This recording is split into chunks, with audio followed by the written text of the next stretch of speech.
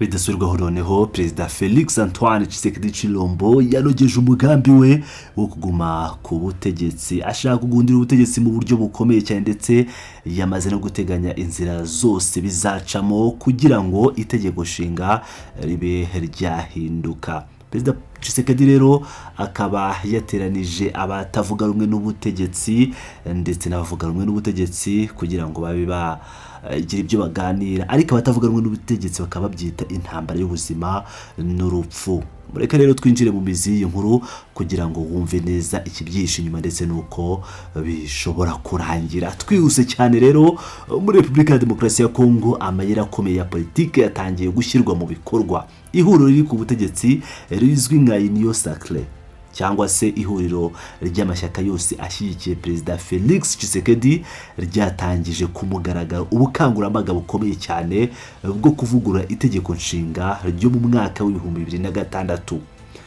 Kuri uyu wa mbere ushize mu murwa mukuru wa Kinshasa cyangwa mu murwa mukuru Kinshasa wa Repubulika ya Demokarasi ya Kongo, iri huriro ryasohoye itangazo rigenewe abanyamakuru rihamagarira buri wese kugira icyo avuga kuri iyi ngingo.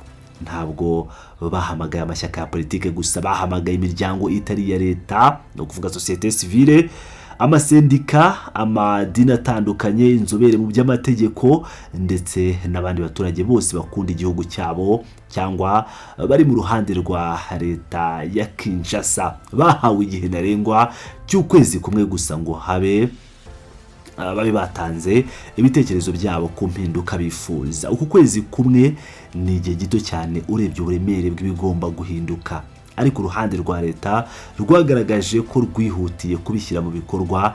Nyuma yaho raporo izahita ishyikirizwa perezida w'igihugu.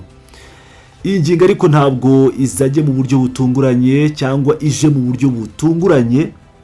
Mu byumweru byinshi bishize, abayobozi bakomeye bo mu ishyaka rya perezida rizwi nka UPDS bagiye bazamura iki gitekerezo kenshi. Iri shyaka ryatangiye no gutegura udutsiko tw'abantu bakora imyigaragambyo mito mu mihanda ya Kinshasa yahawe izina rya Standing Parliaments cyangwa se inteko ishinga amategeko yo mu muhanda. Abaturage bashyigikiye ishyaka riri ku butegetsi bavuga ko batishimiye itegeko nshinga rya 2006. Umwe mu bari bitabiriye imyigaragambyo yumvikanye avuga amagambo akomeye ati: iri tegeko nshinga dukoresha ubu ni icyemezo cyo kugurisha igihugu. Igihugu cyacu cyaragurishijwe, ubu rero twebwe nk'Abanye-Congo dushaka kwisubiza igihugu cyacu binyuze mu guhindura itegeko nshinga.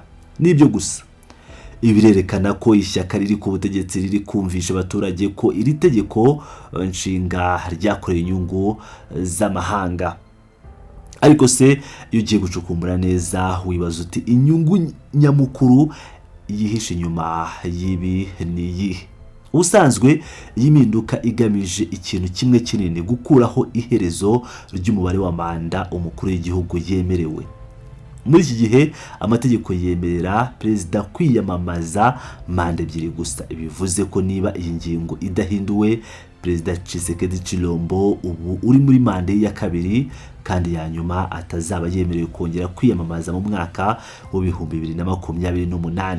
Iyi ni ingingo cyangwa niyo mpamvu nyamukuru ituma benshi bemeza ko uku guhindura itegeko nshinga ari uburyo bwo gushakisha inzira y'amategeko yatuma aguma ku butegetsi mu mwaka wa 2028. Ubu ni uburyo twabonye bukoreshwa mu bihugu byinshi bitandukanye byo muri Afurika. Nyamara ishyaka rya UPDS ryo rirabihakana ryivuye inyuma. Bavuga ko iyi atari gahunda yo kugumisha perezida ku butegetsi, ahubwo ari ukongera ingufu, ubushobozi n'imikorere myiza y'inzego za leta.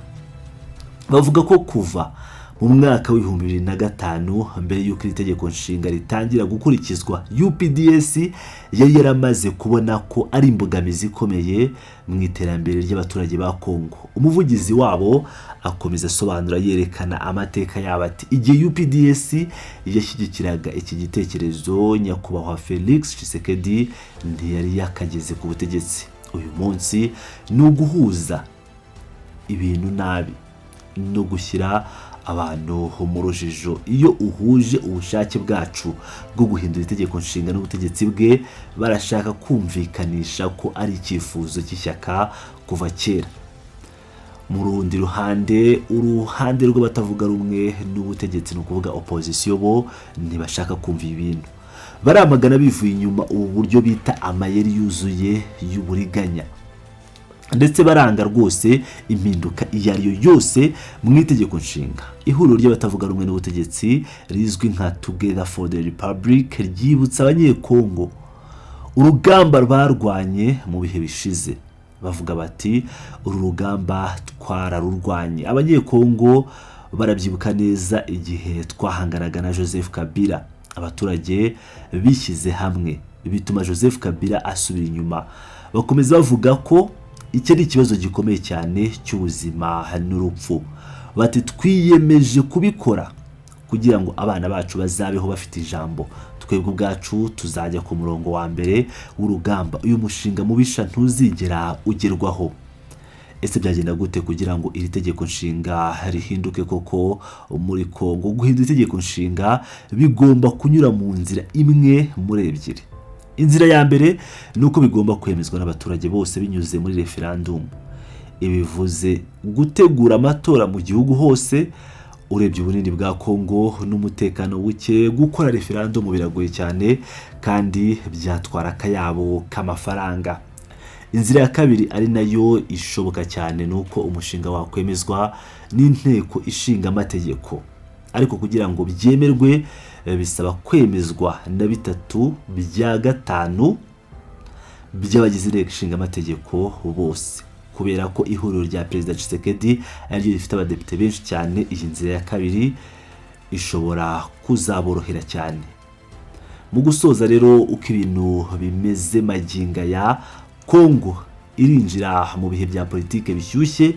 Ese perezida azakomeza uyu mugambi kugeza itegeko nshinga rihindutse, cyangwa abatavuga rumwe n'ubutegetsi bazakora imyigaragambyo ikomeye ituma isubira inyuma? Ibi ni ibintu tugomba gukomeza gukurikirana. Ndabashimira cyane ku mwanya wanyu, mukomeze kugira ibihe byiza nshuti bakunzi bacu ba Pilot News TV, muri abagaciro, ndabakunda. Nous avons déjà mené ces combats, nous en tant qu'ensemble pour la République. Les Congolais s'en souviennent face à Joseph Kabila, et les Congolais s'étaient mobilisés et avaient fait reculer Joseph Kabila. Il s'agit pour nous d'une question existentielle, une question de vie ou de mort. Nous sommes déterminés, nos enfants s'élèveront, nous serons nous-mêmes en première ligne. Ces projets funestes ne seront jamais matérialisés. En République démocratique du Congo, les modifications constitutionnelles doivent être approuvées par référendum, sauf si le projet est adopté à la majorité des 3/5 du Parlement.